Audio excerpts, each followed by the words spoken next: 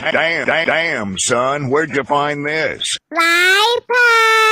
Welcome to episode 98 of the Fly Route Podcast. I am your host, Anthony, aka Tony Playboy, aka Stuff Hurts, aka Jared Alexander. That's not even a pun. This man is just an absolute menace, straight demon time trash talker. And now my new favorite corner. All right.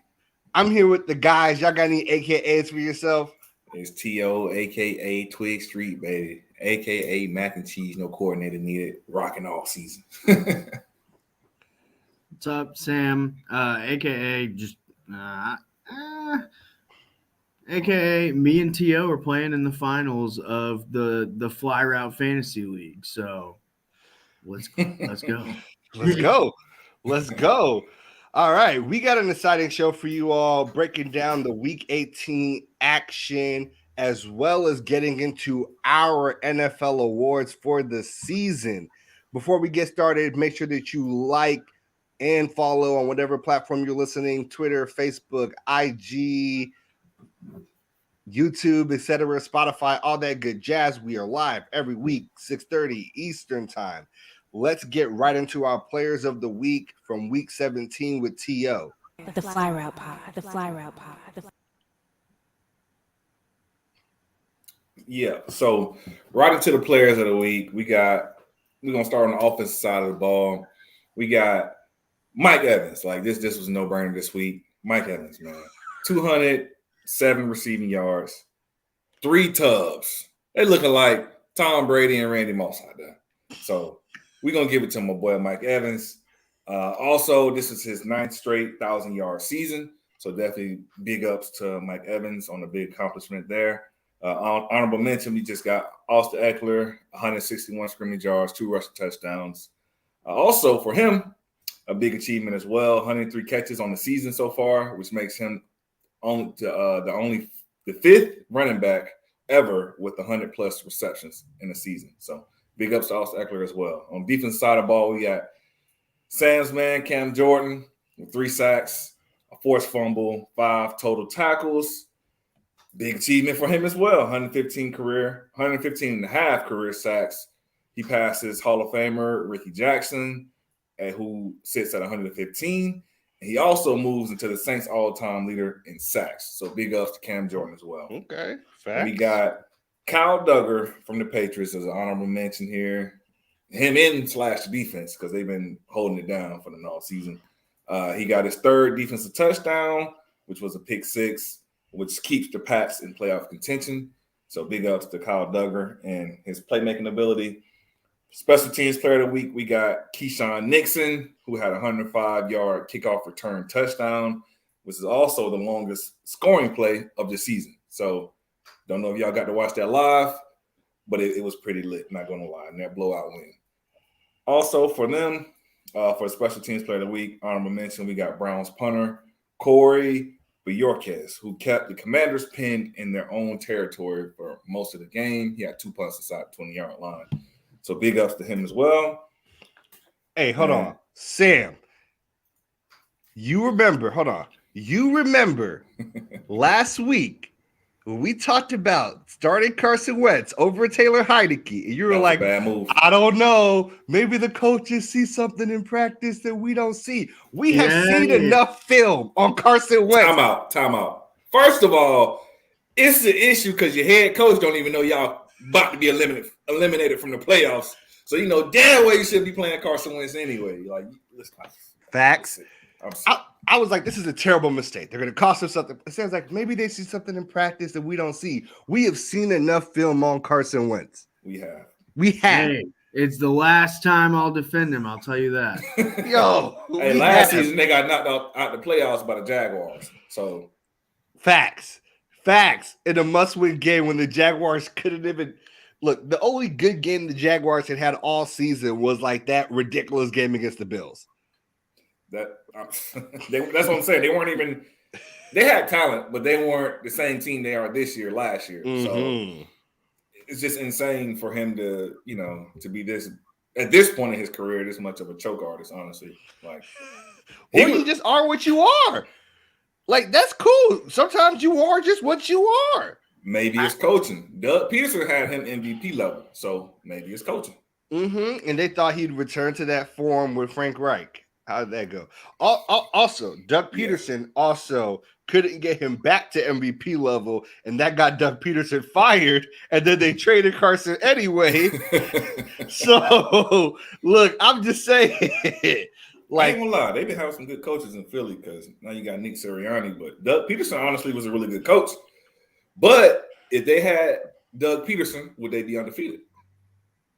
I don't know. I just don't know. Like, we know what Doug Peterson was able to do with Carson Wentz and then with Nick Foles, but what Sirianni is doing with Jalen Hurts is an entirely different scheme, offense, it is. So, like, I don't know because I ain't seen Dougie P do that. Like, the last guy they really had like that in Philly was Vic, but I'm pretty sure that's when Andy Reid was in Philly. Yeah, not even Doug P. So, like, like for me, I'm not willing to say that just because of how different the offenses are. Okay, I got you. But I had to make sure we talked about that one, Sam, because you're like, maybe they see something in Carson Wentz. I'm tired of people saying they see something in Carson Wentz. We've seen enough. Yeah, I'm definitely not like I said he was gonna be like Peyton Manning. I said maybe he's been better than Taylor Heineke in practice. And like, that's what I have a problem with. I want to be clear. That's what I have a problem with. Because so we can't see Sam Howell? Like, if we about to this guy? I mean, see him this week. I would have rather seen him, but I would have been rather seeing him over Carson. But the issue is also too, you know, with Carson's contract too, it's kind of like you gotta play him. And then you trade it for him. He's been healthy for like 4 weeks. He's been a healthy scratch for like a month. Yeah. Taylor Heineke had one bad game where they let Carson in, and then they were like, I don't know, maybe he keeps the position. Like, even though we were abysmal last in the NFC East and no chances of making the playoffs with him until Taylor Heineke came in and went on a run and put us in the catbird seat to make the playoffs. Oh, fuck it. True. What? Agreed. Like what? Like what? Yeah, I've seen enough of Carson. I don't even want to see it no more. Okay. I've seen enough. Okay. I just really had to get that off my chest. I had to get that one off my chest because I was livid that they did it, and then I was even more livid when I was right. As a person who just roots for Taylor Heineke, because he's a gamer. Like, he's not the biggest arm, not the like fastest read of the field, but like, bro just wins games. Yeah. Yeah, seeing that play out, I was like, damn, they really did fuck that up.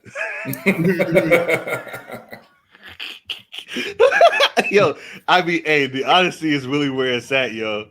All right, let's go right into the NFL awards unless you have anything else for player of the week. Yeah, so that's all we had. We gave our offensive, defensive, and special teams players, so we're good. All right. What's up, Playboy? Let's get into the NFL awards this season. We have all made our votes for who we would give these awards to if we actually had a vote. So I'm going to start with our only unanimous guy, and it is for Offensive Player of the Year.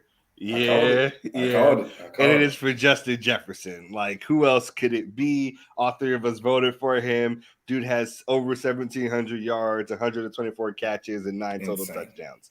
Like, he's just balling.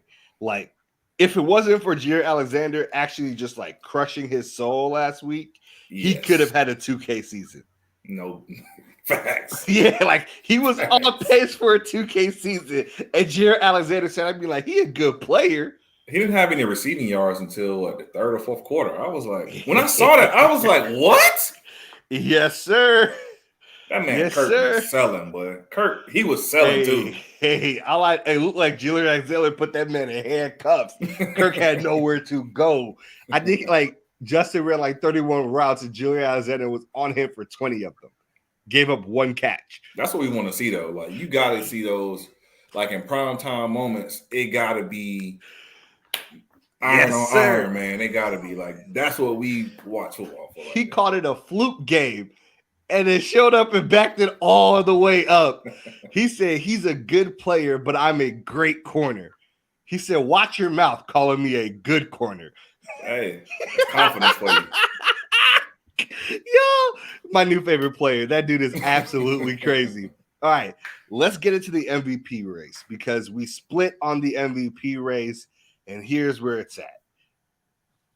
I know T.O. Sam said went Joe Mahomes. Burrow. I just know Sam went Joe Burrow. Nah. T.O. went Mahomes. Me and Sam went Jalen Hurts. Okay.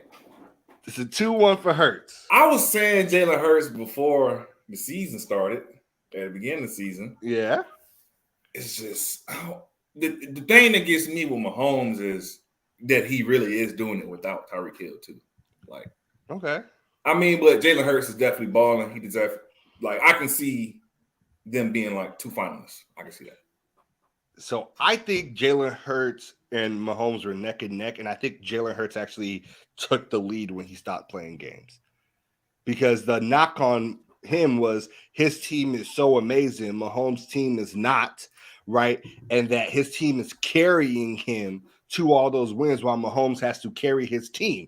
And then we saw Gardner Minshew get in there, and it ain't look the same. It didn't. It looked like he might have been carrying them boys just as much as they were carrying him. And I think missing games helped Jalen Hurts' narrative. If he comes back and plays week 18, he should run away with it. Because, he's played 15 games so far. Lamar won the MVP in 2019 playing 15 games. Rodgers won the MVP in 2011 playing 15 games.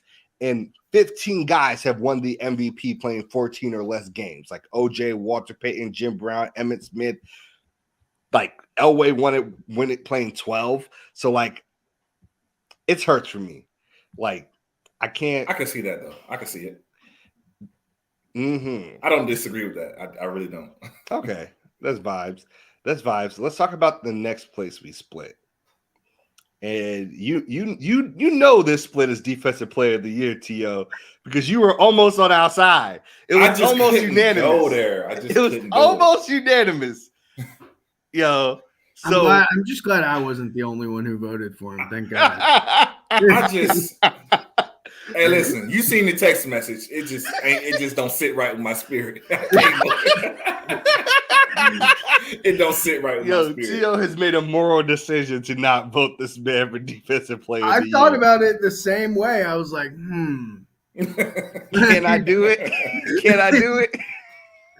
I had to go with Nick Bosa. But, I mean, it did hurt a little bit. Me and Sam said Bosa. T.O. said Parsons, who Parsons was my honorable mention. Like, he has 13 sacks, right? And the reason I'm gonna go Parsons personally, right, is we know his impact on the game, but also his versatility. Like, this man will play any position on the defensive line, and then he'll go cover receivers and stuff. Like, I mean, I'm not saying he's the best pass coverage linebacker, but I mean, the man is a freaking nature athlete, and I mean, it's just, to me, the versatility, on top of other reasons, is why I'm gonna give it to Parsons. All right, Sam, what had you going Bosa over Parsons? Man, it's just the way that he's led San Francisco's defense this year to being just the best rush defense in all of football. And the versatility had me wanting to lean Parsons, and just like Micah Parsons seems like I'm kind of a cooler dude than Nick Bosa, but also maybe not with the whole Brittany Griner shit. They were calling him MAGA Parsons for a second, so it might not be that different. Hey, when you get money, they say money change people. But hopefully not. Hey, I mean, look, if just like I would Bosa because he's leading the league in sacks, is leading the best defense in the league. But like, man, I can't argue against T.O.'s initial reason for not voting for Bosa. So that's just gonna leave me in an odd place here. Let's go to our next split decision. And this one is Offensive Rookie of the Year. T.O. again on the bottom. but this time he's going with Kenneth Walker from the Seattle Seahawks for Offensive Rookie of the Year. Me and Sam went for Garrett Wilson of the Jets to create a 2-1 decision and get Garrett Wilson over Kenneth Walker. What made your decision for you, T.O.? See, nothing against Garrett Wilson.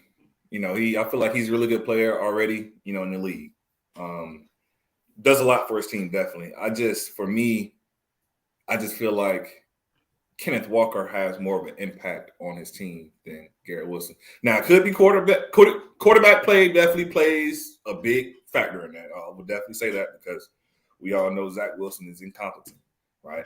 But we also got to remember, I feel like Seattle leaned heavily on Kenneth Walker already. His production was just insane. Whether he was running the ball, catching the ball, I just feel like as an overall running back coming into the league and having that big of an impact already, I just feel like he had more of a – personally, I just feel like he had more of an impact, and obviously they're winning games. So. Okay. That's valid. I think Kenneth Walker, they relied on Kenneth Walker more in Seattle than the Jets relied on Garrett Wilson. Yeah. Mine was between Garrett Wilson and Kenneth Walker too. And I think if Kenneth Walker hadn't got hurt, that he would probably have edged it out for me. But Garrett Wilson got over 1,000 yards playing like several games with Zach Wilson. Nine. The answer is 9. That's I wrote insane. that I'm down. not gonna lie to you. I wrote That's that down. How did you get 1,000 yards with Zach Wilson as the quarterback for 9 of those games? That's insane. I'm not gonna lie. Like, his play was historically atrocious. Like, not Elijah just Moore is bad. punching air. Yeah, like his performance wasn't bad. It was historically atrocious. Yeah. And he put up a K with that dude with playing 9 games. That's half the season. That's the thing that did it for me, because like the offensive line in Seattle is good now. Like, they rebuilt it with the draft picks that they got from the trade with Denver. Mm-hmm. Those players are solid, so that helps Kenneth Walker. Zach Wilson for 9 games is a detriment to Garrett Wilson. That's what, and like, he had to fight through barriers to get this performance off for this season. And they were not small ones. That's what, and like, I wrote down, that is D-Hop energy. Yeah. Being able to put up 1K with it. Zach Wilson for 9 games. And that's what made the decision for me. Let's move to Defensive Rookie of the Year. I'm surprised we don't have a unanimous decision. Yeah, how is this one not unanimous? It's a split, and I'm on bottom. And let's talk about it. Yeah, let's talk Defensive about Rookie it. of the Year, Sam and T.O. went with Sauce Gardner. Ahmad Sauce Gardner. I went with Aiden. Yes, Okay. sir. Yes, Okay. sir. Okay. I went with Aiden Hutchinson. Absolutely. And I will let y'all talk about Ahmad Sauce Gardner and why y'all had him over Aiden Hutchinson. I can vouch for Aiden. I'm not gonna lie, but for me, I went with Sauce because personally, for him to go games without people throwing at him as a rookie, like, and I mean, he was doing it, against some really good receivers too, going out there competing and playing at a very high level against some really good competition. So it wasn't just like he was playing those slap leagues out there either. So, like I said, the biggest thing for me too is for him to be pretty much a lockdown corner as a rookie, and people don't even throw at you. Like, as a rookie, they're not throwing at you. That's a lot of respect. Yeah, for me, I just feel like corner is so difficult, and to be not only one of the best players in your class, but already one of the best players at the position, to be named a Pro Bowler, and to be a huge part in just turning the Jets around as a defense and turning them into a really good defense in the league. I feel like Aiden Hutchinson's had a huge impact as well, especially as the season's gone on. But it seems like from day one, Sauce entered the building and was already like knocking on the door of elite corner status. And that's arguably the hardest position to play in the whole league. So for me, that edges it out for him, is being a Pro Bowler and being leader on a really good defense, I think, is what gives it to me. Okay, I can vouch for Aiden though, because they winning games too though. So like he's clearly impact winning, so that's huge. But also Sauce is doing the same thing too. So I mean, here's the thing, and this goes back to our No Huddle episode where we talked about these players. I can't give it to Sauce. If I wanted to give it to Sauce, I'd give it to Tariq Woolen. And I'm saying this, I think Tariq Woolen's season is better than Sauce's. And I said this before, man. And I just think it's different because Sauce plays in New York, so his media coverage is better. Look at this. He plays in New Jersey. I mean, but it's the New York Jets. But when you look at it, though, like Tariq Woolen, what he has more interceptions? He has 4 more interceptions, right? He has a better passer rating. Like when quarterbacks target Woolen, their passer rating is almost like it's like 12, 13 points worse than when they target Sauce. Okay. Like, however, you got to also factor into this as well that there were some games that Sauce won't even get no balls thrown at him either. Yeah, but that should make it easier for you. Like each ball tossed your way affects the things. Like Sauce's completion percentage is 51%. He gives it 51%. But if you got less chances, your percentage might be higher.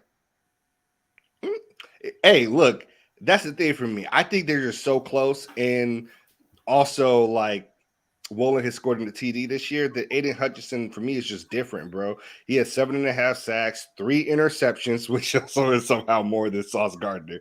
I just want you to understand that. The edge rusher has more interceptions than Sauce Gardner. One of them, he was standing on the sideline. The quarterback threw it right to him. I don't know what the hell the quarterback was looking at. I respect it though. He got it. He got it. And the big thing for me, the big difference is the whole Jets defense is good, right? Which makes Sauce's job easier. If the rush is getting to the quarterback, affecting, it makes your job easier. The Detroit Lions defense is not good on a whole. In fact, they were like the league's worst defense and largely turned it around because of Aiden Hutchinson's improved play. He did have, like I said, he impact winning for sure, but I mean, we can't sit here and act like Sauce ain't a Pro Bowl out here. Sauce is amazing. I'm not saying he's not. We're talking about the 3 best defensive rookies in the league. And I'm just saying Sauce has more help than Aiden Hutchinson to create a good defense. I agree on that. But it's not like before Sauce got there, the Jets were an elite or good defense. Like they were they've always had a good defense. Improving last year, and he's not the sole reason, but he's a big part of it. Having like an elite pass coverer out there definitely helps in improving that part too. Absolutely. I'm just saying this more so that unit was always good. The Lions unit was bad, bottom of the league bad. And Aiden Hutchinson's play was a large reason why they turned it around from bottom of the league bad to middle of the pack to top of the league good and went on a huge win streak to where if they win this week, they could be in the playoffs. Yeah, I feel like us arguing about this would be more entertaining, but I really do feel like there's not really a wrong answer with these 3. That's like we could be like, oh, you're an idiot for taking one or the other, but it's really I feel like it's totally reasonable to take any of these 3. I agree. So Sam had a comeback player of the year. We did not, but he chose Geno Smith, and I'm never going to argue against that. I would have chose the same person. Facts. I think Saquon is like maybe leading in terms of odds, but I feel like that's favoritism. I feel like Geno. But did he play last year and play okay? He just wasn't great. Yeah. I mean, his comeback thing with Saquon, not a knock against him, but he needs a lot of volume to produce. Hey, I mean, they got volume to pass around there because there ain't nobody else really open.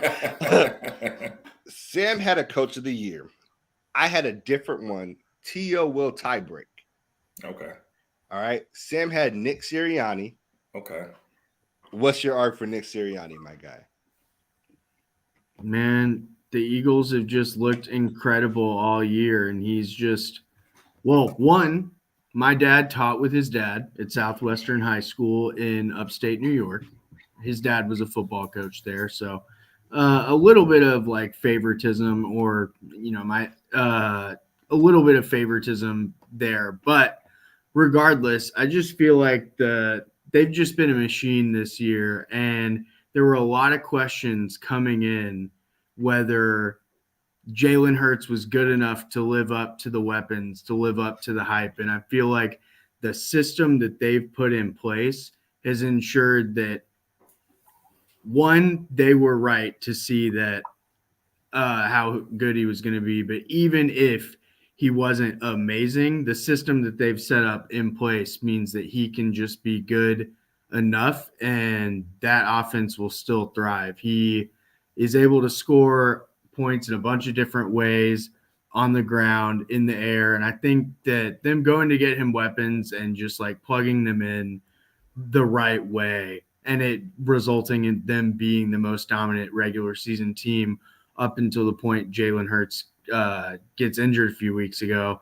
I just like seeing everything that they kind of had in theory play out into practice. So I feel like that's a lot of that is coaching. Even though they do have the talent, you got to use those pieces the right way. And I feel like they've done everything right in that regard. Okay. I can agree with that for sure. I went with Brian Dable. He's 9-6-1, and the Giants are in the playoffs. The Giants were so bad they were punting on third down last year. Yeah, I like that pick a lot. Yeah, I don't even know if I got to say more. Like, he is working with so much less, and I think that's what coaching is all about. Like, Eagles the Eagles are stacked. Like, Sirianni's a good coach. Don't get me wrong, but it is so much easier to be a good coach with Devontae Smith and A.J. Brown, and you can't name me a Giants receiver that's as good as the third guy on the Eagles roster. I like Darius Slayton. They got a $70 million man over there who won't catch no passes. Like, I'm just saying, like, the Eagles are so stacked that Sirianni's job is so much easier than Brian Dable is, and that's why I give it to Dable. I like that, honestly. I feel like you couldn't go wrong with Sirianni. You couldn't go wrong with Dable. But I also feel like you can't go wrong with a Doug Peterson either. And I don't know if I want to just keep it a three-way split and go Doug Peterson. But for the sake of the argument, I'm going to go with Dable just because he's working with less and having success. I definitely can go. I don't feel like you go wrong either way. Like, I can vouch for Sirianni and I can also vouch for Dable. But for the sake of doing more with less and making the playoffs, I mean, that's huge. When's the last time we seen the Giants in playoffs? The OBJ boat year, right?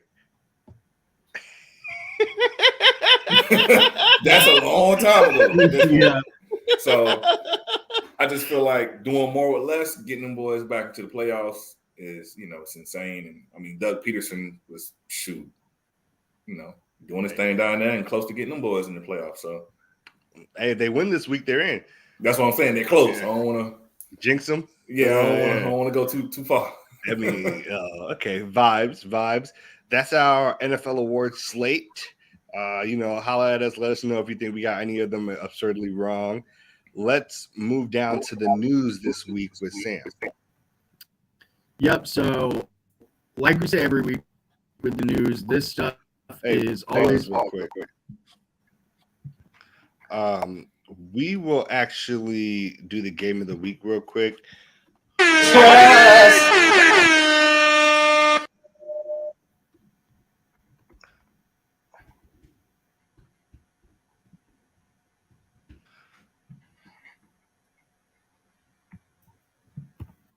are you rocking with the game of the week? Let's go with the game of the week real quick. For the game of the week, I actually have like two of them, and they're both here for the same reason, right? They're both here for the same reason. 1 second. I got game of the week. They're both here for the same reason.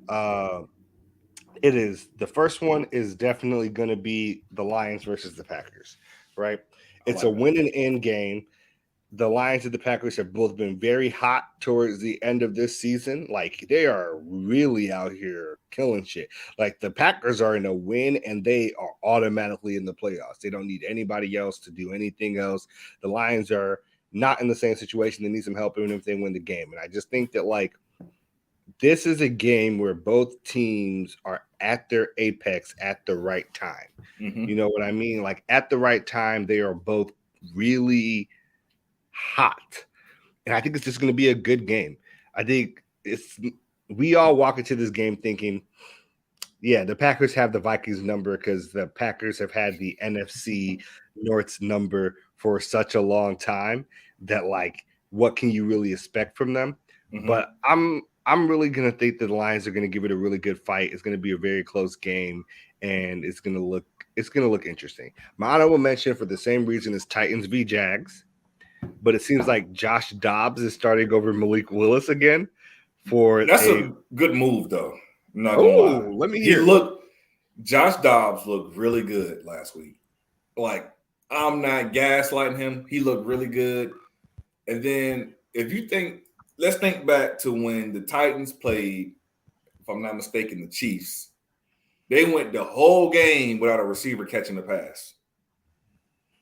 And then they lose in overtime. Like, if your quarterback, I understand they at the time didn't have the best receivers, right? But you got Josh Dobbs out there with the same guys, and it looks completely different as far as the passing game. So, me personally, man, like, I like Malik Willis, and I'm glad he got to get some experience in. But I think right now, Josh Dobbs has to be the guy right now. No Tannehill. Josh Dobbs. They flew him in. And this was on some Baker Mayfield's type stuff. They got him from the Lions practice squad, I think. Mm-hmm. Came in. He's a very smart guy, but came in, got the playbook down, starting, going out there, and he looked really good. I'm not gonna lie. He did look like the smartest guy on the field. I will not lie. So both of them are you win and you're in, because the winner takes the division for them. And I think that's going to be real interesting. Like, I do want to see Trevor Lawrence in the playoffs, but, like, if you lose to Josh Dobbs, who's been in the playbook for like a week and a half, is it actually 2 weeks? Because he had like 2 days before the first game. Right, it's like a week and if you lose to Josh Dobbs, who had like a week and a half in this playbook after building this thing the whole season, that's just kind of on y'all. It is. I think this. It's ripe for the picking right now. I think honestly, I think the Jazz can pull it out. Honestly, I think they can. Evan Ingram has been coming on too. Travis Etienne is. Mm-hmm. They traded away James Robinson. They say Travis Etienne is him. He's playing like it. That's what I'm saying. Christian Kirk has been, he ain't good Christian showing. Kirk money good, but he good. He been showing up too. They got some good playmakers out there, and the defense. I ain't saying they're the best, but they get the job done. Yeah, Josh Dobbs will have Derrick Henry this time though, so that's gonna make his job like 5 times easier than it was last week. Definitely, it's like you can just turn around, hand that boy over. The play action, they're gonna respect it way more. Like, in fact, they're probably going to oversell on the run on play action. Like, his job should be easier with Derrick Henry. So I think that's going to be a really good game. Might see some more RPOs or read options type stuff as well. Like, you got Derrick Henry back because, you got to respect that choo-choo train coming at you. Facts. What's poppin', Sam? Can you all hear me? Perfect. Yeah, hit us up with the news. Okay. So, like we say every week, this stuff changes every day. The NFL is like crazy with injuries, especially going into the last week of the season. People are sitting. A lot of these games either don't matter because teams have their spots locked up or they've like given up. So, a lot of this is related to that. So, the Bears have ruled out Justin Fields for this week's games versus the Vikings. Nathan Peterman is going to start in the season finale. For the Commanders, like we said earlier, they're going to start Sam Howell at quarterback week 18. They've been eliminated from playoff contention after starting Carson Wentz last week. Do they know that? All right, my bad. The rookie looks like, yeah. I tried to shoot my boy some bail, but That's your man's? he is now. Didn't he win MVP? That's a former MVP right there. Oh, no. He was the guy who almost won the MVP. Oh, right. Yeah, that was his claim to fame, almost getting that job. Although he was playing like crazy good that season. Like, I'm not even gonna cap. Like, he was otherworldly that season. He really he was, won man. the Super Bowl. Oh wait. Hey. All right. Teddy Bridgewater for the Dolphins. Miami, the Dolphins. Tests revealed a dislocated pinky finger on his throwing hand, but no broken fingers. They're gonna wait to see if he can play this week versus the Jets. And if the swelling isn't too bad, he will go. He was limited in practice today. Tua did not practice. He's still in concussion protocol. They signed Mike Glennon to their practice squad, so watch out. But if Teddy cannot start, then Skylar Thompson is going to get the start. He got to start earlier this season when both Teddy and or he got to play earlier this season when both Teddy and Tua were out with concussions. He also has his own merch, so fun fact. So if you ever see someone out in some Skylar Thompson merch, just know He's not bad though. The side note, he's not bad. Yeah, I mean, I feel like the way their offense is set up, if Waddle and Hill play this week, that just gives him a lot of runway to be able to do stuff. But if they don't, then it could look a little weird. I mean, they got to play because right now they got to win and other people got to lose for them to get in. So, I mean, yeah. I mean, look, if they miss the playoffs again with the winning record after firing the guy Flores, I'm not going to say I'm going to be insufferable, but I am going to be insufferable. Like, let me just be real with you when I say I'm going to be insufferable, because that is the greatest karma the world has ever known. Like, so you ousted this man for little to no good reason to have the same season. Pretty much. Hey, maybe they're a few Tua concussions away from having a different season. But... No, they are Tua concussion away from him being an analyst is what they are. Hey, his football career. I mean, he right there, bro. Like he might need to consider it at this point. I don't know how good the analysis would be. Bro, he done had like 3-4 concussions this season. Oh man. That we know of. Oh man. Like, you're not wrong, but like, that's bad. You're kind of wrong for that, my guy. Think about it. I'm not wishing no concussion on him. I don't want him to get another concussion, but I don't think you are. I think that's the worst part. It's like, you don't really have to be wishing him wrong to be right. I mean, it's just at this point, you know, and shout out Damar Hamlin as well. We forgot to do that at the top. Thank you. But I mean, let's just look at the end of the day, it's an entertainment business, but these are real human beings. And so, end of the day, as the NFL, the Dolphins organization, who, you know, he's your franchise quarterback, right? Mm-hmm. At some point, you got to say, when is enough enough? Like, even if, like, yeah, as bad as we want you to play for us and, you know, you're our guy, I mean, we care about you as a human. We care about you, your longevity, your life. And so, you know, especially when we take a look at the more recent CTE has been popping up and all the issues as far as, you know, committing suicide and just dying early, you know, unexpectedly. So at the end of the day, at some point we got to think about longevity, you know, health over, you know, past football. So life beyond football is what we have to be taking a look at, and you know, reality and trying to be honest and not even being funny about it, but you know, just that's what honestly we have to look at it. It's life beyond football, the human. That's valid.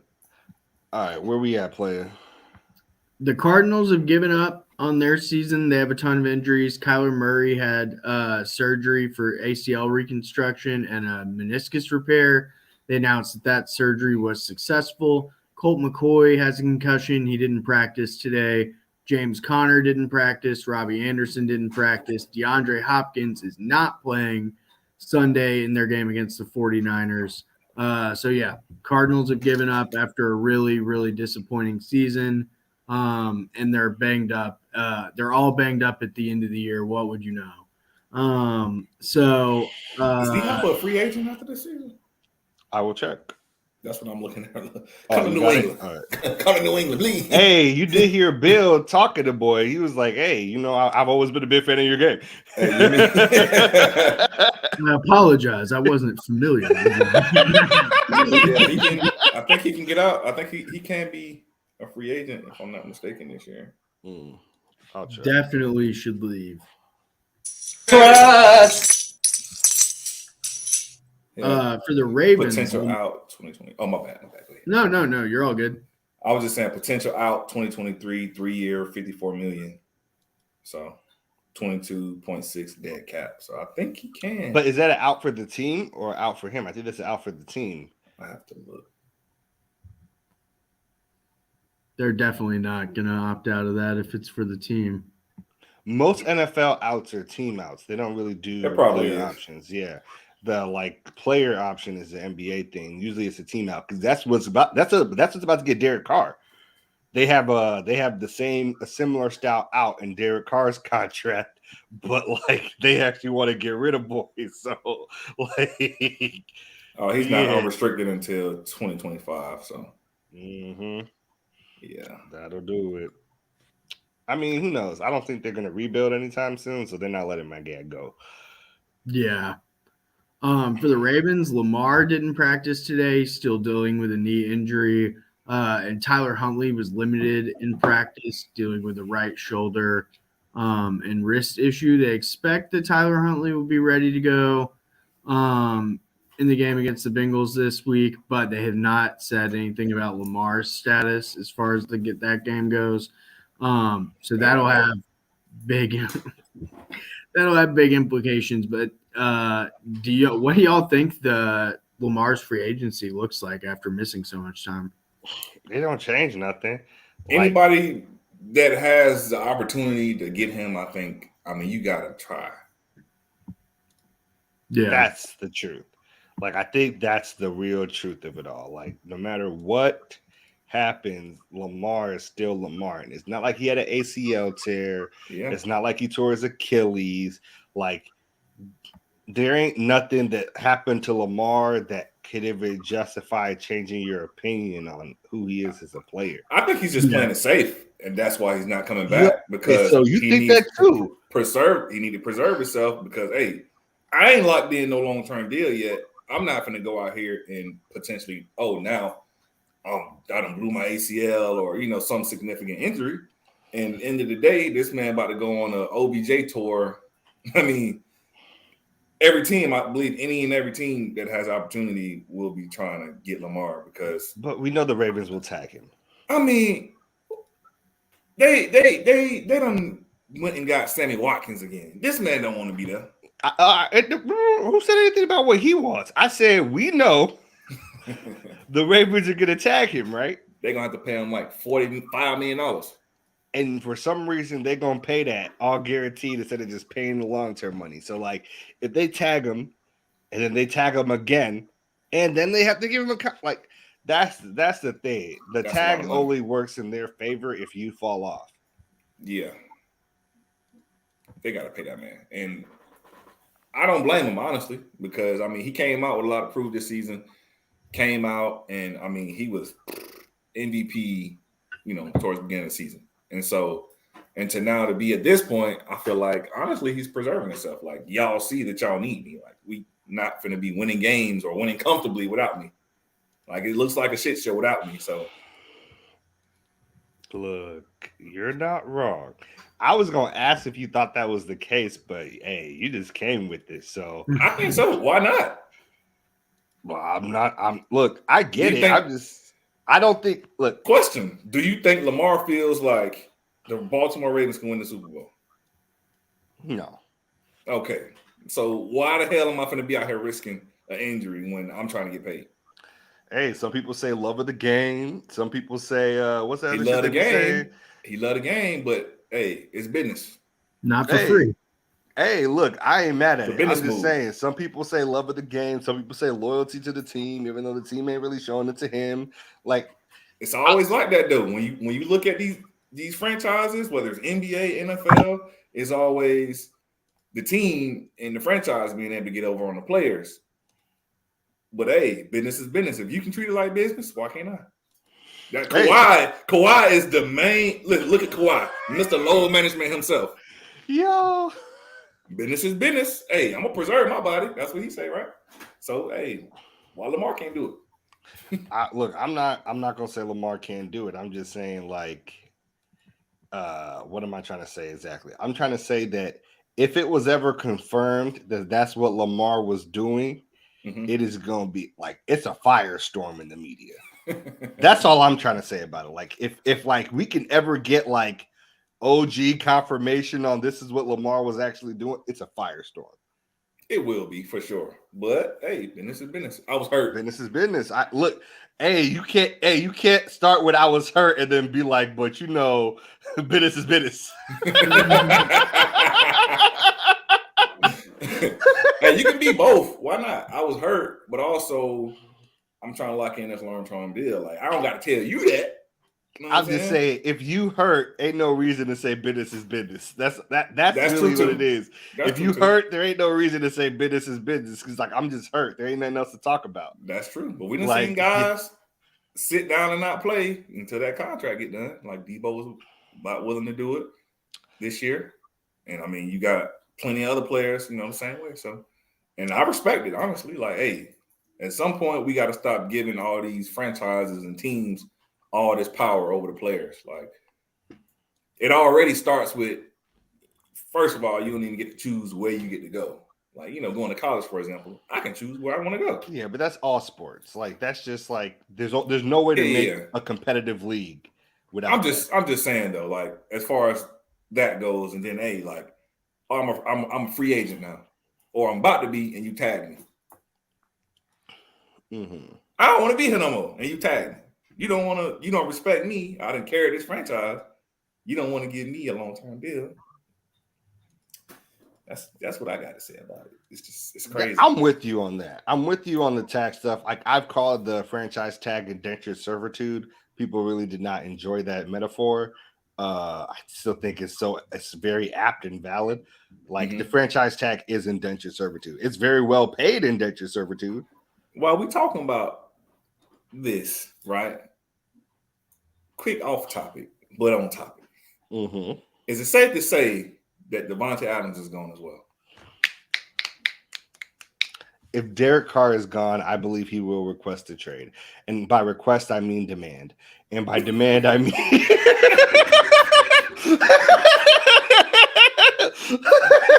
Yes, go back to the Packers. I mean... He might, but, like, I don't know what that trade looks like. Like, I think he'd be open to go to many other places, including possibly the place that Derek Carr goes. Like, true. Like, I just think he said in the interview, he is the only reason why I came here. That's a fact. We know that, though. Like, and the messed up part is, like you said in the previous episode, Derek Carr is being used as a scapegoat. It wasn't necessarily his play that was making his team lose games. And they lost the game in the same exact way when he wasn't playing. Like, it wasn't a new way to lose for the Raiders. It was an old way to lose for the Raiders. It's insane, bro. It's insane for them to be going through this, some more turmoil already again. Like, y'all been constant negative turmoil these past couple seasons. Like, but you have to think that they knew that, like, Mans would want out if they did this. they had to be willing to be okay with that then. So yeah, and they might just be willing to be like, nah, B, you here? We just paid you how much? You here? he gonna be like, I ain't doing it. You think he'll sit out? Hey, listen, he already paid. Ain't the problem. I'm just asking. Like, he has to sit out then if you believe that. He ain't gonna want to be there. They're not in a position to draft the top quarterback that's gonna make them competitive. So Sure. He not gonna want to be there playing with Jarrett Stidham. Let's be honest. Josh McDaniels, he loved Jarrett Stidham ass boy. Listen. He loved Jarrett Stidham. Devontae Adams is not going for that. Like, I'm not saying I'm hating on Jarrett Stidham. I think he got talent, but Devontae Adams not trying to play with a guy that's not already him, pretty much. Like, he want to go to a guy that's I know I can count on Aaron Rodgers. He gonna get me the rock. Even if he ain't get me the rock, he's a really good quarterback. You know what I'm saying? So that's what I think first. Okay. I mean, you're not lying. You told no lies. We done interrupted Sam 100 times. My bad. Yeah, sorry. What you got next, player? Oh, just to round out the news, actually kind of related to this. Aaron Rodgers didn't participate in practice today. He's dealing with a right thumb and knee soreness. Aaron Jones also was limited. Same with Christian Watson. They're 8-8, have kind of resurged back into the conversation. So whether they can play this week a lot could have big implications. They could end 9-8 and still not get into the playoffs. They have to have some things go their way as well. But I think that should be it I think the rest of the news we can talk about in the 5 flies. So I think that's it for the news, honestly. Okay. All right, then we have the no huddle next. All right, so this week, since we're heading into the playoffs and we're talking about, playoff contention and things of that nature, we just wanted to go a little different and just ask some questions on, tell me what you guys think. So, first question here. So, the Vikings are 11-0. They have 11-0 record in one-score games. Is that a looming problem? What do you mean by looming problem? Because, that's going to come to bite them in the ass, pretty much. It's waiting to bite them in the ass. Because, I mean, all these games, as far as regular season, really, I mean, obviously it means something, but it don't mean nothing come playoff time. Yes. But we know a lot of their games have been close, one-score games. But when they lose, they getting their ass whooped. So it is. Is it a looming issue for them as far as being 11-0 at this point in one-score games? You want to go first, Sam? Yeah, I mean, I think it is. I think they're going to have a tough time in the playoffs versus the Eagles and the 49ers specifically. I think their offense is really good, but their defense is having to do too much in terms of keeping them in close games, especially against good offenses like that. I think it's going to come back to bite them. Okay. What you think, Ant? All right. So for me, I'm going to say no. I don't believe the Vikings are frauds narrative. This isn't I don't believe the Vikings are the best team in the NFC. I don't believe the Vikings are the second best team in the NFC, right? Okay. But I don't think the Vikings are frauds. This isn't the Steelers from 2 years ago where they had that, this isn't that, right? Okay. This isn't that. I just think this is a situation where when they lose bad. But they only lose bad to really good teams besides Green Bay, who's just been good at the later half of things, not all season long. So I'm just I don't think if the Vikings win differential was better, it would change my mind about how well they'll do in the playoffs. Okay. I think they are who they are. They're a good team. They play a lot of close games, and they're one of those teams that took a jump because last year they lost all those close games. This year they're winning all those close games. That's what you see when a team takes a step forward, is that the close losses become close wins.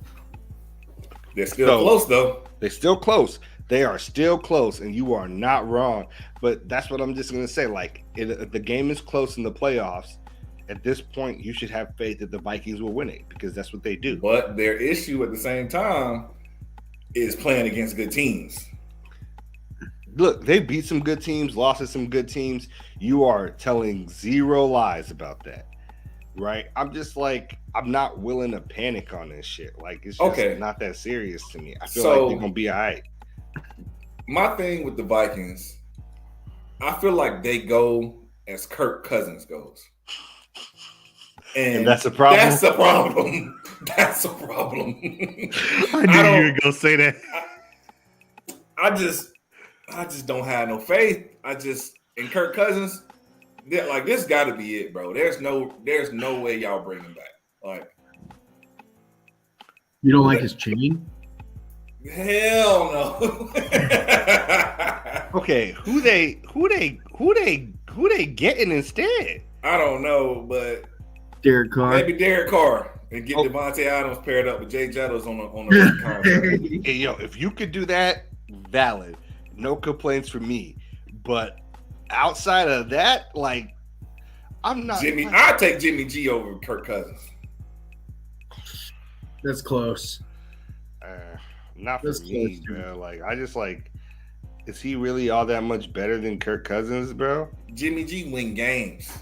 Kirk Cousins be selling. The mid is selling when Kirk is out. You're not wrong. The mid is selling when Kirk is out there, but like, y'all acting like these.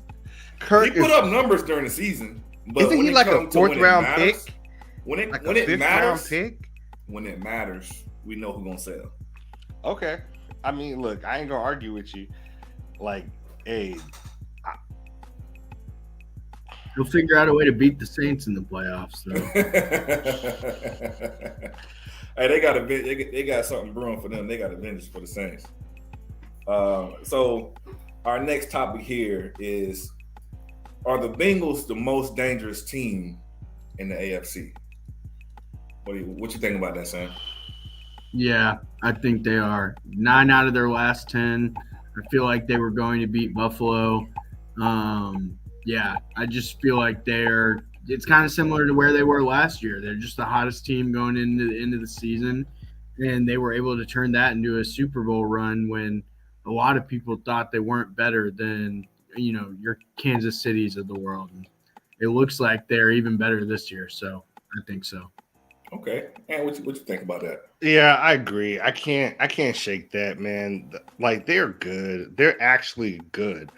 Like, and their slow start to the season makes sense because Burrow had no training camp because he had that procedure at the beginning, like right before the season started, or like was rehabbing it. So like it makes sense that they started slow. Burrow was bad, but then Burrow like picked up steam, got his ish together, and now they're like kind of monsters. It was a little Super Bowl slump. It was a little Super Bowl slump. Not like the Rams slump. I don't think they would have slumped if Burrow wasn't hurt and didn't miss time too. Like that's kind of the thing for me. Like I don't think that they slump if like everything is normal for them going into the like new season.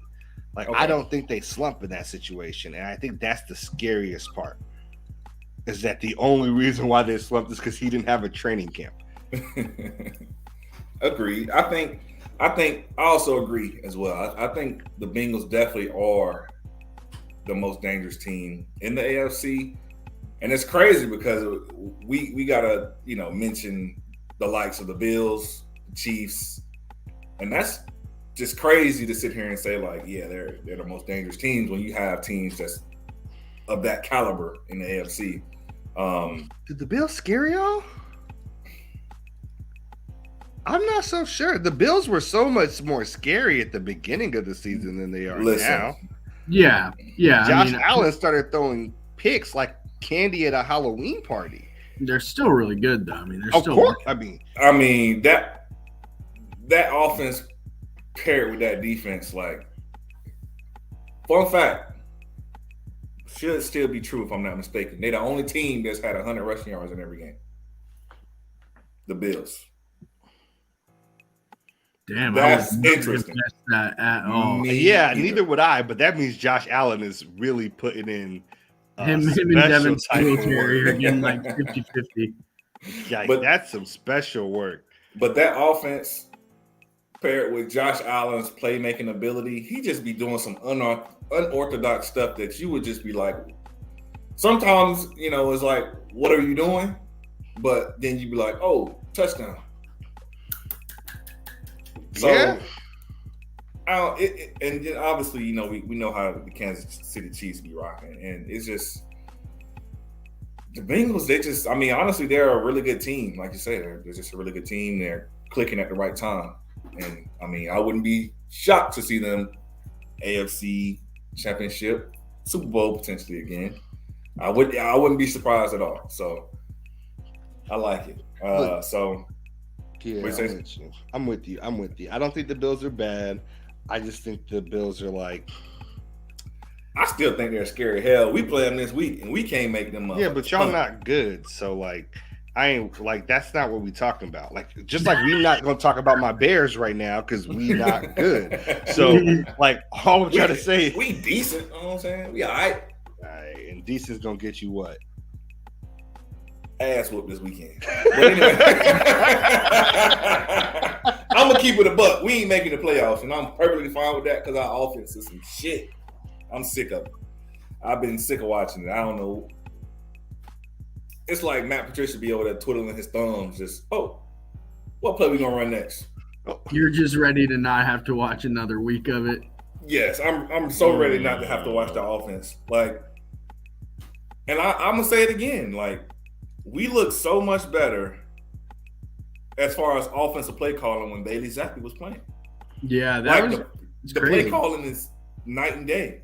Like Mac Jones, majority of the time is in shotgun. Bailey Zappi was running a lot of under center, handing the ball off, play action. Guys was wide open. Yeah, it So seems like they think Matt can't move at all. Like, I don't And know he what actually it is. had a couple games where he was. Oh, he got hurt that game though. Yeah. So, I don't know what I'm gonna say. Like, I'm like, he was moving at one game, but also he got hurt that game. So I'm not going. I don't know what to do But with I that. think if we gonna let him sling it, let's let him sling it. Like, I don't know what the play calls is, but it just ain't been the best play calling. Dude, the best play call was that Jacoby Myers play. That shit was fire.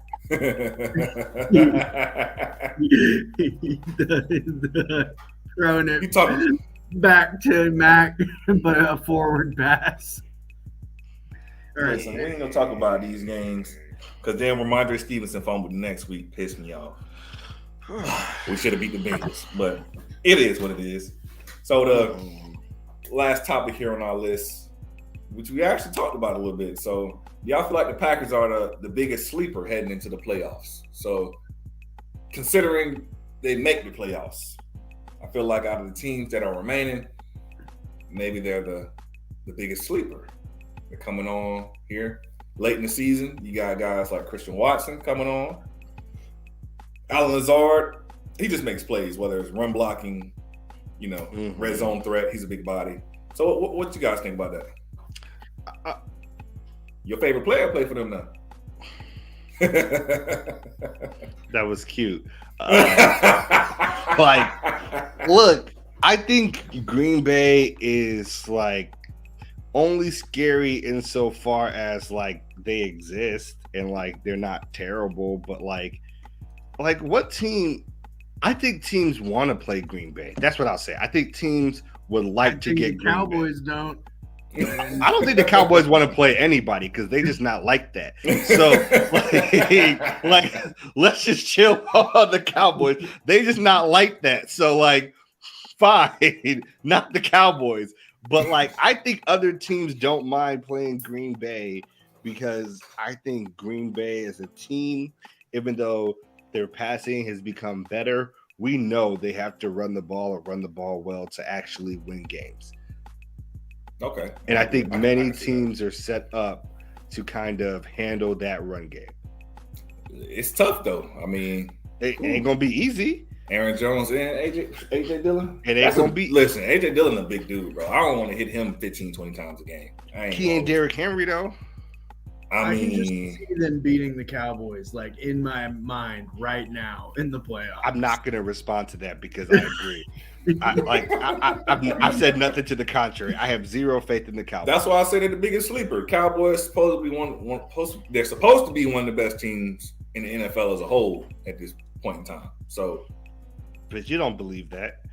I didn't say that I said they was the best, but I just said you don't believe that. That's Okay. all I said. Okay, I agree. And I think you agree with the fact that I don't definitely believe agree. that. I definitely Who's agree. more slept on than the Packers, you would say, coming into the playoffs? Is there a team that's like more slept on? Like at all, like period, or in the NFC? Either way. Whew. I still have no, that's just not true. Maybe Seattle. I was gonna say Seattle, but I think that might just not be true. Like I was gonna say Seattle, but there's a chance Seattle doesn't make it. That's true too. And like that's the thing, like it's not all solidified, but like I would say Seattle is definitely up there. I think that they're a really good team. Like when they're on their P's and Q's, they're a hard team to beat, especially when Kenneth Walker's moving downhill. That's the reason why you had him for Offensive Rookie of the Year. It Maybe opens up things Niners. for Geno Smith. I don't think the Niners are slept on. Everybody's afraid of the Niners. I only say that because they don't have a for sure quarterback. And they're still afraid. And you're still afraid. That's what I'm trying to say. The Niners are the team that, like, you're still afraid. They're the team that you're like, well, it's Brock Purdy, but, like, I mean, how much does Brock Purdy need to do to win? Has And Brock they're like, Purdy lost a game? no. And they're like, well, okay, what if we can make the game close and make Brock Purdy have to beat us? Well, then Brock Purdy beat y'all. Yeah. Raiders made a game close, played inspiring football for the Raiders, and Brock Purdy said, I got this. Like he did. He said, I got this. Like, True. I think you're afraid of the Niners. I don't think the Niners are slept on. I think, like I said, almost everybody doesn't mind seeing the Packers or the Cowboys, to be fair. Nobody wants to see the Niners. Okay, what about? I'm gonna go Bucks. Well, they're probably more slept Slept on. on. Yeah, that's valid. Even though I think for good reason. I mean, but if Tom and Mike Evans keep playing like that, it's gonna be tough sledding for anybody. You just don't want to see Tom Brady, period. Facts. I think we can all just be like, you just don't want to see Tom Brady at all. Because when it matters, you don't want to see him. If he does it to you, everybody's like, well, what did you expect? Yeah. We expected the Bucks team we saw all year. What do you mean? What did we expect? like you see Aaron Rodgers and you're in the NFC Championship, at least you know he's going to lose. The only other team I can see is probably the Jaguars, and that's because they're still a young, emerging team. But they give some good teams some really good fits, and won some games that it's like, oh wow, like okay, y'all hoop it, y'all ball it. Hey, I agree with that. But yeah, we good on that no huddle segment. There, man. Right. That was a good session right there. I like that. Y'all, it's Tony Playboy. Let's get right into the 5 Fly with Sam. I'm gonna do the game of the week. We already did the game of the week, so we got the 5 Fly with Sam. It was so hard to do a 5 Fly this week because finding 5 games that both teams are trying was kind of a task. So about some of these games, we didn't pick a winner on a lot of them. So the first one I'm going to start with is one of the ones that we talked about before that has really high stakes. Titans at Jaguars. Right now, the FanDuel projection for this game is the Jags are 6-point favorites at home. Like we said, Joshua Dobbs is getting the start over Malik Willis for the Titans. Ryan Tannehill is out for the game. Trevor Lawrence was limited in practice today. He's dealing with toe injury. He looked really bad last week. He looked really bad this past week, at least fantasy-wise. He looked bad in the game too. They were wondering why they didn't sit him because of how bad he was playing, and that was not an unfair question. So these two teams played on December 11th. The Jags won 36-22 on the road. Tennessee's going to rely heavily on Derrick Henry. And in that game a few weeks ago, he did well. He had 121 and a touchdown, over 7 yards a carry. So what do y'all think? Do y'all think the Jags cover -6? Would y'all stay away from the spread and just take money line on one of these teams? What do you think? Yeah, I'm gonna go Jags, bro. I ain't gonna hold you. Nah, I'm not taking it. You think Derrick Henry gonna take him to the promised land, huh? No, I just think they cover the 6. I'm not saying they'll win.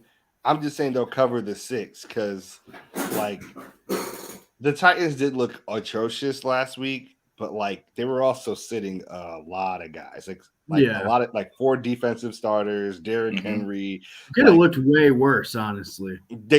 Yes, I agree. So I'm like not of the mind of like, oh, sell your Titan stock, right? Just because like they looked okay for what they were putting on the field. Like, that's what really did it for me. They looked okay for what they were putting on the field. I think they'll look okay again. I think having Derrick Henry makes things easier for them. They'll have their defense back together, and like Joshua Dobbs week 2 with D. Henry should look better. I will take the +6. If I'm taking money line, I'm still taking the Jags. Okay. I think I'm kind of in between on y'all's. I also think the Jags will win. I don't know if they'll get it to 6. So I think we're all in agreement there. I don't know where I would land on the spread, but I like that. The next game is Jets at Dolphins. The Dolphins are a 1-point favorite at home, which if you were watching last week, we talked about one of these teams being like a 2 or 1.5 point favorite at home. Normally means Vegas thinks they're going to lose because generally you get that 3-point favorite boost at home if they think it's going to be a close game. So like we said earlier in the pod, Tua is not going to play. Teddy Bridgewater is questionable. And that means that they could be going with third string quarterback, and it's kind of the same situation they had when they played in week 5. The Jets blew them out. In New Jersey, their quarterback play has been kind of shaky during this streak. The Jets defense, I think, could be in for a bounce back game, and kind of getting Mike White back going could be, I think, enough for the Jets to win this game. What do y'all? The Jets beat them 40-17 earlier this season. I could see the Jets winning this game with their really good defense. And I mean, it's a 1-point spread. I mean, I can see the Jets covering it. So we got word on Jets quarterback? Is Mike White still? It's Mike White. Yeah, I'm 100% taking the Jets. Last week I was like, Teddy Bridgewater can make it happen, right? I'm going to take the Dolphins to cover. Then Teddy Bridgewater dislocates his finger. And earlier in the season, I'm just saying, earlier in the season, I said the same thing, and they got blown out because Teddy Bridgewater is just not able to stay on the field. Like, I think undeniably the Dolphins have had the worst quarterback health luck of the season. For sure. Because they're getting everybody. The Niners? Okay. It's kind of the same. It is kind of the same, but it's like the Niners, I feel like, are a tad bit different because you expected that from Jimmy G a bit. Like, I don't want to be that guy, but you kind of expected that from Jimmy G. That's kind of his shtick is getting hurt. like it sounds rude as fuck too, but like y'all all know what I mean. Yeah, he does miss at least a little bit of time pretty much every season. So that's not to say he's going to miss the whole year or anything every season, but yeah. So like you gotta expect that from Jimmy G. The Trey Lance thing is like sad and like freak of nature type stuff. That sucks. But like Tua got concussed like at least 3 times. And Teddy Bridgewater in the 2 games he was supposed to back him up in got hurt in both. Like it ain't little crazy. Like it ain't little stuff that's hitting them. Like they're getting rocked. Yeah. Yeah, I think I'm going with the Jets in this game too. Is that a 3-0 for the Jets? Are we all? Yeah, we all That's do. 3-0 for the Jets. So the next game I got is Detroit at Green Bay. Green Bay are 4.5-point favorites at home. They've been one of the hotter teams in the league lately. They're back at 8-8. Are the Lions 8-8 also? Let me see.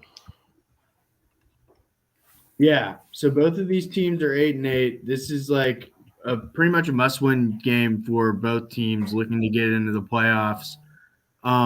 What do y'all think? Do y'all think that the Lions are able to complete their like comeback season from starting out as one of the worst defenses, but one of the best offenses and putting it together? Or do you think Aaron Rodgers will give us more reasons to What's the watch? spread? It's -4.5. I like Pack. Go Pack. Go in this one. I mean, all those injuries we were talking about earlier. I think those guys will play this week. I mean, you got to play this week. This is what you play for, right? You go to the playoff. So I think those guys will play this week, and I like them to cover the spread. I just don't think I really like the Lions come up, but I just don't think they're there yet. My head says Packers. My heart says Lions. Fuck 12. Y'all know how I get down. So I hope the Lions beat the dog shit out of them. Like I really do. Because Aaron Rodgers is gonna be like, a lot of teams have prophesized our demise and who would run this division. And each year they end up being wrong. Well, you're still going to get second in the division, even if you win, bro. So. Yeah, but you both believe that if they both get into the playoffs, the Vikings and the Packers are going further than the Vikings. Oh, yeah, 100%. Yeah. So that's that's a consolation win if you won the division and then they went further in the playoffs than you. So, I'm just saying, fuck 12. I hope they get the dog shit beat out of them. But if you're asking where you put your money, I put it on the Packers. Yeah, me too. I think I just have the same exact sentiment there. So defeated. That's just gross. The next game we got is Ravens at Bengals. The Bengals are -7, 7-point favorites at home. They are the best team against the spread this year. I think they're 11-3-1 against the spread or something like that. Okay. They obviously didn't have an outcome to the game last week, so that doesn't factor in. But Bengals have been the best team against the spread, been the hottest team in the NFL over the last 2 months. And the Ravens are missing Lamar and maybe even Tyler Huntley as well. They can walk the dog on them. It's going to be more than 7 points. So yeah. Yeah. Especially with the result of the Bills game still being up in the air, I think the Bengals will keep the foot on the gas and not be sitting people. Especially, do y'all remember if the Ravens won the first game this season? I feel like they did. If it was early in the season, almost definitively, because the Bengals couldn't buy a win to save their lives. Yeah. And Lamar was hooping. Yeah, yes, he was. Bengals, Ravens won by 2 on October 9th. Yeah. So there is obviously seeding implications with that as well, wanting to tie up the season series, even though the Bengals, I think, will inevitably win the division no matter the outcome of the game. They'll still want to do it as much as possible. Yeah. Oh, no, that's true. The Ravens are 10-6. The Bengals are 11-4. Because the Bengals don't have a game yet. So they can, if the Ravens win this game, then it's kind of weird. Yeah. Because then the Bengals, what happens with that other game can determine the Bengals losing the division. I've seen that they're thinking about giving both teams a tie. Then the Bengals would lose the division. Yeah, exactly. So they need to beat the Ravens in this game for seeding purposes, assuming that that's the case. Mm-hmm. So are we all taking Bengals -7? Yeah, bro. No, this one isn't even close.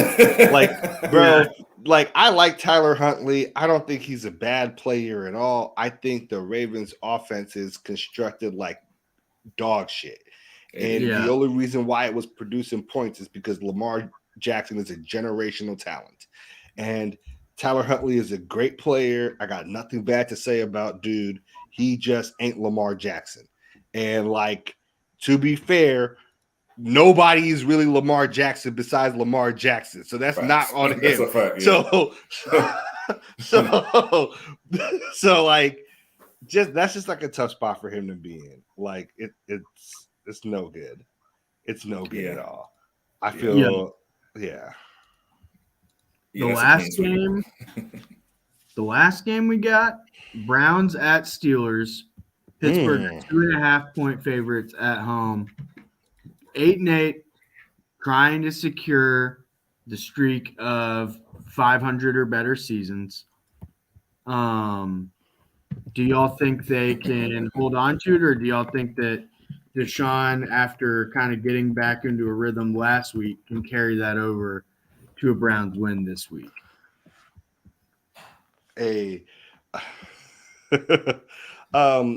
Sorry. I would love to see it. I would too. I would love to see it. I ain't gonna lie. I would too, Billy. Yeah, I'm sorry. You were speaking, but Billy's comment was fired, so I kind of got a little distracted. But you said Browns Steelers. I listened to that. I did not catch the the spread.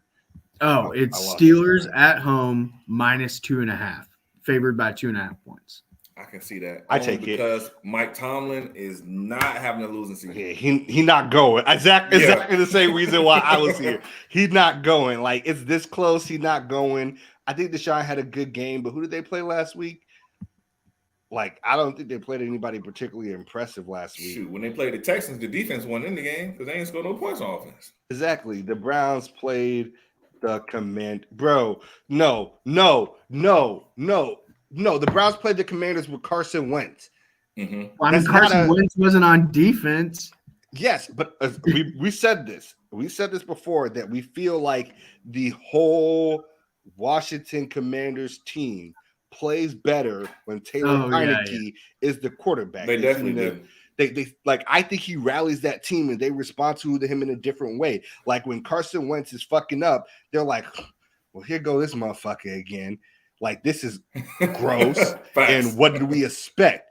And when Taylor Heineke is messing up, they're like, man, we think Taylor's going to pull something off.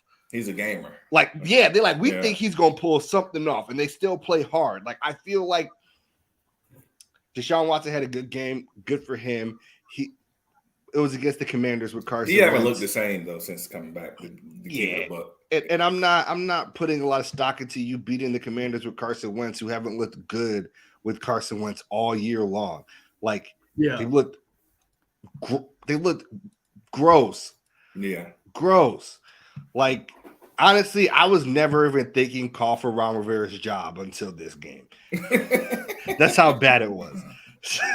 So no, I'm taking the Steelers. Like, yeah, my boy ain't going. He losing season ain't happening. So it seems like it's like whenever they start off, slow, he finished strong, at least 8-8. So it's like something magical. Like, it's like almost a given. So I can't go against 15 straight years. Yeah, I can't go 16. Against it. Yeah. In one of the preseason episodes of the pod, I predicted that this would be their first season under 500. So I'm gonna stick with that and take the Browns. I'm gonna shoot you some bail, Sam, because we all heard you say that and no one told you were crazy. Like, that's all I'm gonna say. I'm gonna shoot you some bail, Sam. No, I think there was some pushback. I just went through I remember we went through their schedule and was like, I don't see it. I just don't see it. Look, okay. I just remember. I don't know. We are talking about the Browns. That clip is on. No one was like, you're insane, but people were like, really? I'm pretty sure. I don't remember exactly, but I remember getting a little bit of pushback at least. Hey, we are talking about the Browns here, Sam, so keep that in mind. That's true. Yeah, that is true. Like, I would just say that clip is on YouTube, and I don't think you got that much pushback because we were like, man, this team, it don't look all that hot. Like I want to shoot you some bail because we had the chance to tell you were like out of your mind and we did not. And we've been proven wrong. It's not so crazy. Many other doubters. It's not like they have the Browns. I mean, on paper, they team really good on paper. Mm-hmm. So I mean, it wouldn't be crazy, but I just don't see it happening. Like I'm with them. Yeah, I'm with them. Absolutely. All right. So that's it for the fly. All right, vibes. The last segment we got here is, of course, our Ballers Bouquet. Too often in the media, people only focus on the negative and salacious things athletes do and never want to give them credit where credit is due. Here, we'd like to make a change. And this week's Ballers Bouquet goes out to a guy that we all have our prayers out there for right now, Damar Hamlin, for his Chasing M's Foundation and their community toy drive. I want to start with this. I think it's very important because a lot of poor journalism has been out there talking about how people are donating en masse to Damar Hamlin as if Damar is asking for people's money for himself with his GoFundMe instead of specifying that they are donating to his charity, Chasing M's, and particularly the toy drive that they host yearly. And Hamlin is only 24. He launched this community toy drive in 2020 when he was wrapping up his college career and preparing for the NFL draft. So he wasn't even an NFL player getting paid NFL player money when he started this during the COVID-19 pandemic because he wanted to get toys to kids that needed it the most and were impacted the hardest by COVID-19. He led a similar toy drive for Christmas this in 2020 already, and he speaks about how when he embarked on his NFL journey, he wanted to never forget where he came from and use his platform to positively impact the community that raised him. And that's why he does things like this toy drive. So I feel like, one, this is like an amazing initiative. It's part of his overall Chasing M's Foundation. It had an original fundraising goal of $2,500. Currently, it is at over $6.7 million raised, getting major donations. I'm not going to hold you, though. One thing about the Bills Mafia I can respect is that when they show up, they show out. So, like, this isn't the only time that they've done something like this. So I just wanted to shout them out for all their support because, like I say, it's more than the game. Care about the human and their impact. So vibes, and like they got major donations from fans all around the league. I feel like a lot of that wave was definitely started by Buffalo, as it frequently is when things like this happen. But like fans from all over the league, even rival teams, all were donating. They were really impacted by this. Other players started donating, as well as teams such as the Colts and the Patriots, who the Patriots donated $18,003. The 3 was for Hamlin, whose number is 3. So like that was like the symbolism of that, I think, was like particularly great. This initiative is huge. All of this money is going to get to go towards initiatives such as this toy drive and helping children who really need it the most. So I want to give a big shout out to Damar Hamlin. He's in our wishes. We hope he makes a great recovery and we get to see him again. And that is this week's Ballers Bouquet.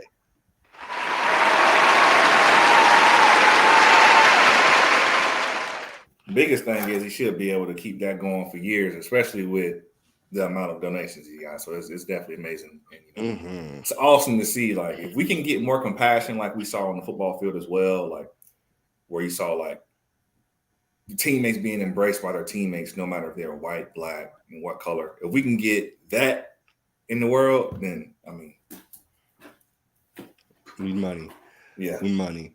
Okay, that is it for episode 98 of the Fly Route podcast. I appreciate everybody who popped through, was listening, whether it's on YouTube, Facebook, Spotify, Apple Music, Twitter. Appreciate the comments. Shout out to Billy.